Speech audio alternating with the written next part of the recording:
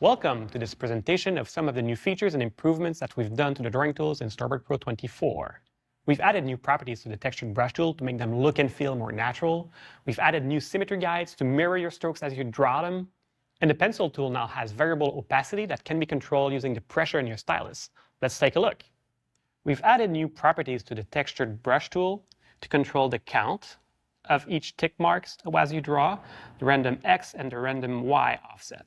Let's take a look at the count here. If I select a brush like this and add a little bit of random angle, as I draw, you can see that the tip is drawn multiple times at each mark. The random offset X will spread the marks along the line, and the random offset Y will spread them on each side.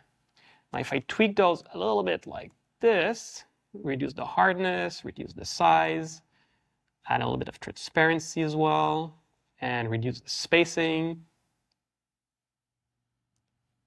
I could create a whole new brush that looks and feels a lot more natural. With these new properties, we've created a 4B and 6B pencil, which are great for sketching.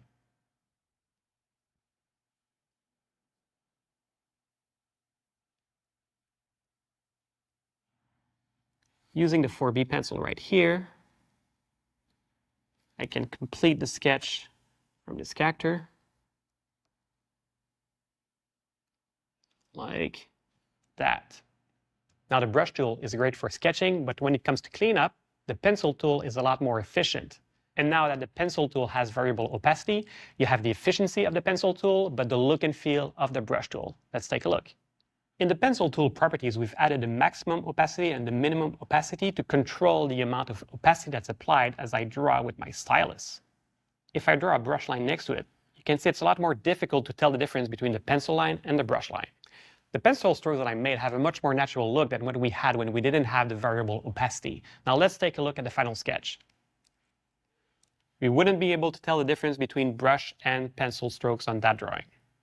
We've also added new symmetry guides that mirror the strokes as you draw them. Let's take a look. If I look in the guides view at the bottom here, I have the new section for symmetry, in which I can add different types of symmetry guides that will help me when I draw. If I use the vertical symmetry guide, for example, and I draw on one side, you'll see that whatever strokes that I make are replicated on the other side. These guides are really handy when you need to quickly sketch a new character or add elements to your backgrounds. You can even combine the symmetry guide with a perspective guide to draw buildings, for instance. Right here, I'm using a one-point perspective with a vertical symmetry. And you can see that as I draw on one side of the building, the stroke is replicated on the other side. And I can go here and draw all of these windows much more faster than if I had to replicate or to draw those on both sides. As with the perspective guide, the symmetry guide works with the standard drawing tools such as the brush tool, the pencil tool, the eraser, even the shape tool such as the rectangle or the ellipse. Here were some of the new drawing features in Storyboard Pro 24. I hope you enjoyed them.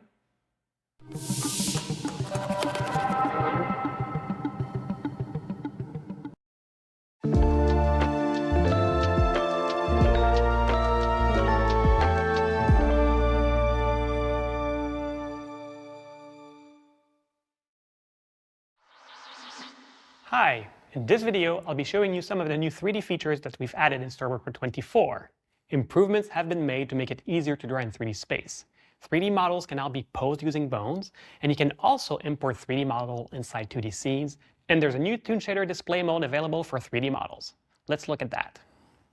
We have this scene here where the character is running through the street and almost gets hit by a car.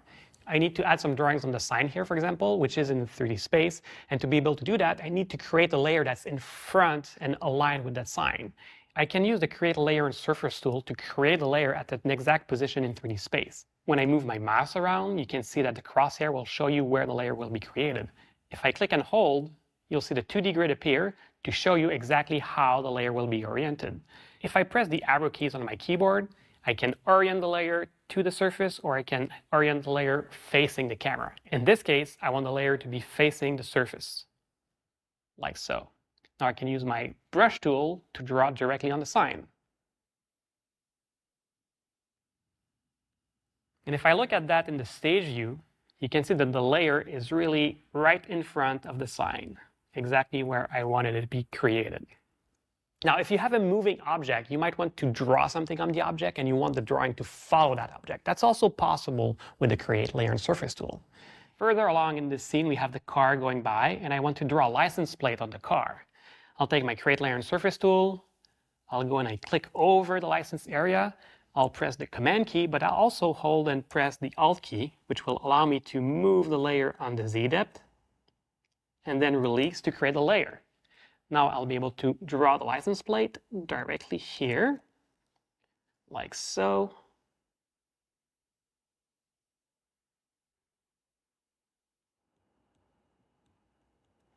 And now the license plate is following the car because that layer is attached to the car. Sometimes you need to use a 3D model in a 2D scene, but you don't want to convert that scene to a 3D scene.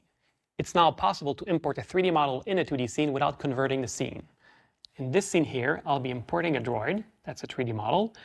When I drop the model in the scene, a little pop-up appears asking me if I want to stay in 2D or upgrade the shot to 3D. I'm going to stay in 2D. Now my 3D model is inside my 2D scene. I can manipulate my model using the 3D space, but the camera will not affect the model. It will be rendered as a flat image. If I take the Transform tool, I'm able to position the model where I want him in space. I can even use the top view right here to position my model, rotate him, and I can use the bones inside the model to pose the character the way I wanted him to pose. Now, if I move the camera in the scene, you'll see that the perspective on the robot will not change because the robot has its own camera that's just filming him. Like this. So this makes it a lot easier to use 3D models inside 2D scenes. You can also use the Toon Shader mode to change the way the model is displayed and make it look like more 2D animation. Right-click, Edit Effect, Toon Shader, and if I go and edit the Toon Shader settings, you'll see I can change the width of the line that's drawn around each of the objects on the character. That's a bit too thick. I can display it in grayscale if I want him to blend in with the rest of the scene. Or I can even posterize the rendering to give it a more cel-shaded look. These are some of the new 3D features in Storyboard Pro 24. I hope you enjoyed them. Thanks for watching.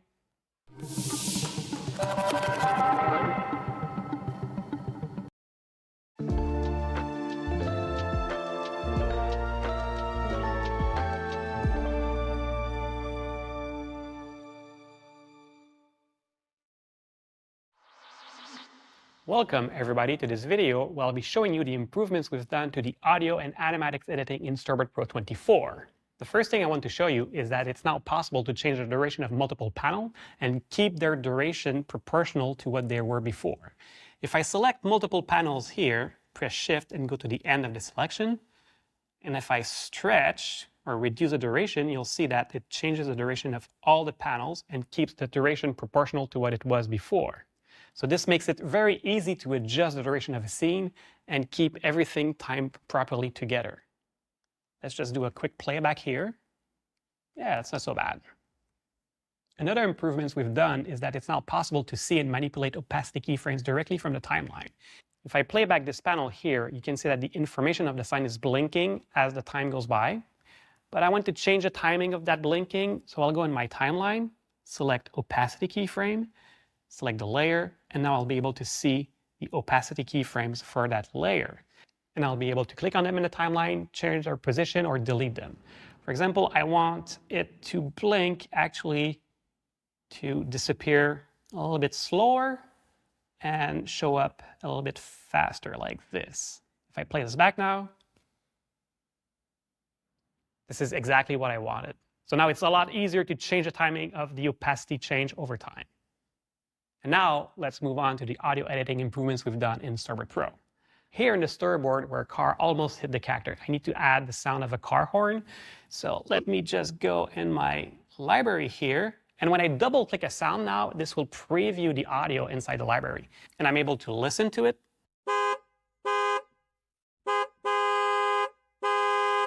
And select a portion that I want to insert into my timeline. Let me go here, click in, and then put the out point. I'll select where I want to have this in my timeline and click insert. And now this has inserted the audio inside my timeline. Hey, watch out. All right. Now the last improvement I want to show you is that it's now possible to edit audio effects over time. Let me go a little bit earlier in my timeline, right here, where I have a character that's walking across.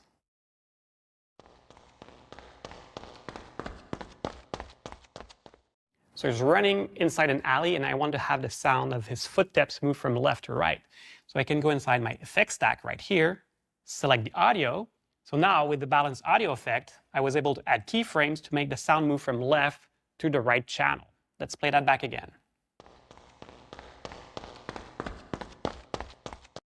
I've also added reverb effect to the footsteps to make it sound like he's moving from deep inside the alley to the front of the alley. And for that, I've animated the audio parameters over time. And now I can select all the keyframes from both effects, move them over time if I want to, or go in and modify slightly one of the effects. Like if I want to decrease the amount of reverb at the beginning, I can lower down the mix here on that specific keyframe. Listen it again. I think this sounds pretty convincing now. So these are some of the improvements we've done to the audio and animatics editing in Storyboard Pro 24. I hope you enjoyed them, and see you next time.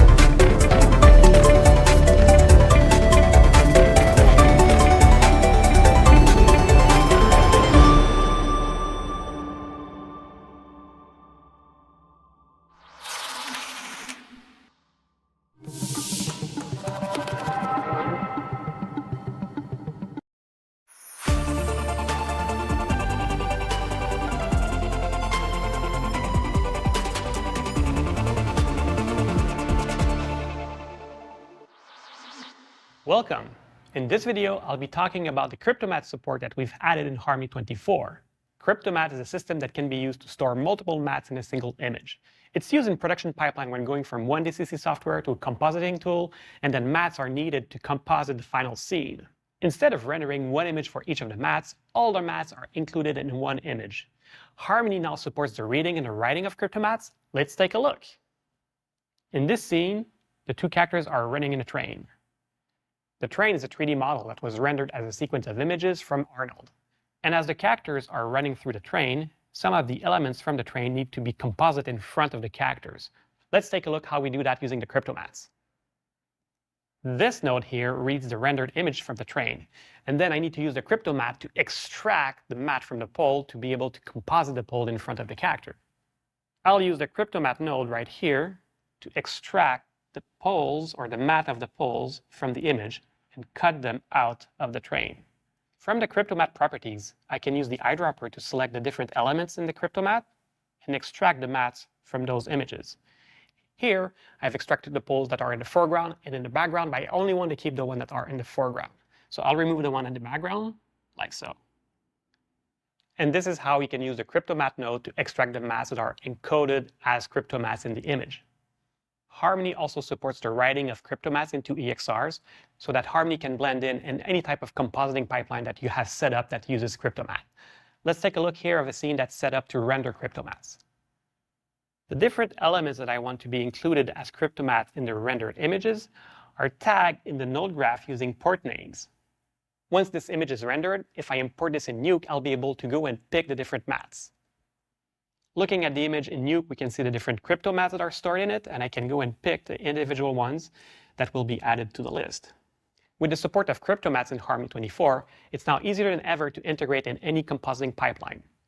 I hope you enjoyed these new features.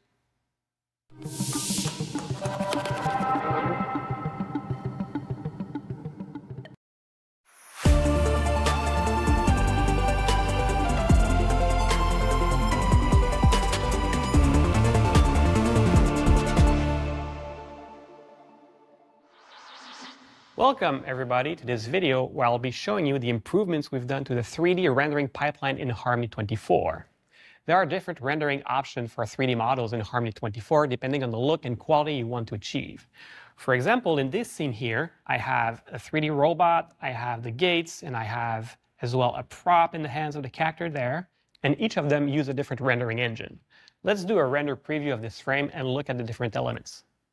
Right here at the front, the gates are rendered using the graphics card and the new Toon shader node that we have in Harmony 24. The droid here is actually rendered using Blender and multiple passes to do the different effects, the highlights, and the tones on his body. And the prop in the character's hand in the back is rendered using Arnold through Maya. Even though these elements are rendered using different rendering engine, they're all composited together in Harmony. So let's look at the gates and add the Toon shader node right here. With the Toon shader node, you can have the option to draw a line around all the geometries or not. So let me make it a little bit bigger so we can have a clearer view of the line. You can change the color of the line using the options right here. I like to have it a little bit darker, like that, closer to the gate's color. You can also render it in grayscale if you're just doing layout and you don't want to have all the colors. Just tick that box and it's going to be rendered in grayscale.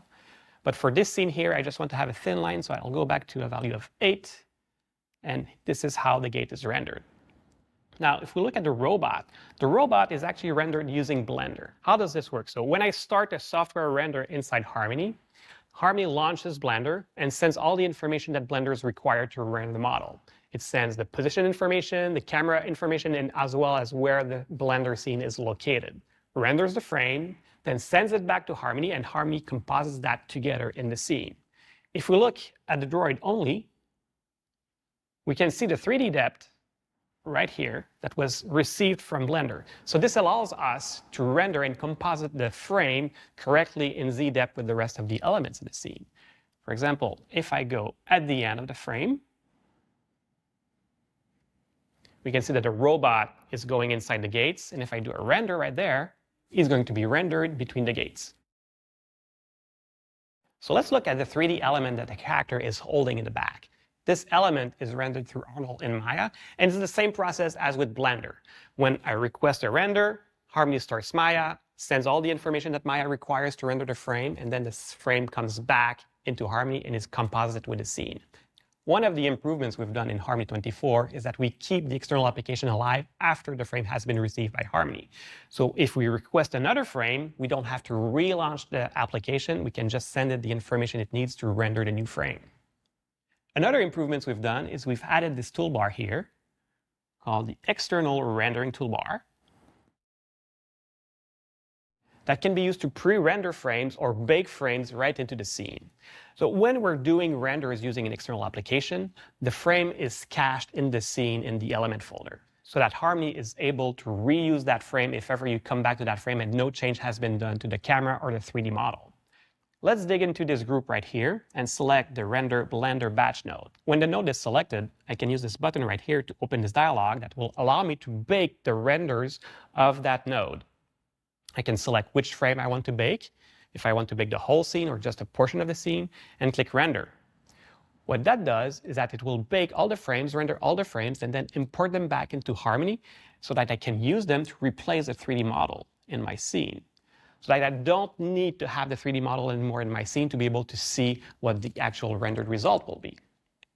And this can be done with Blender, or this can be done with Maya. All these improvements to the 3D rendering pipeline in Harmony 24 make it easier and more efficient to use 3D models inside 2D scenes in Harmony. I hope you enjoyed these improvements and hope to see you back soon.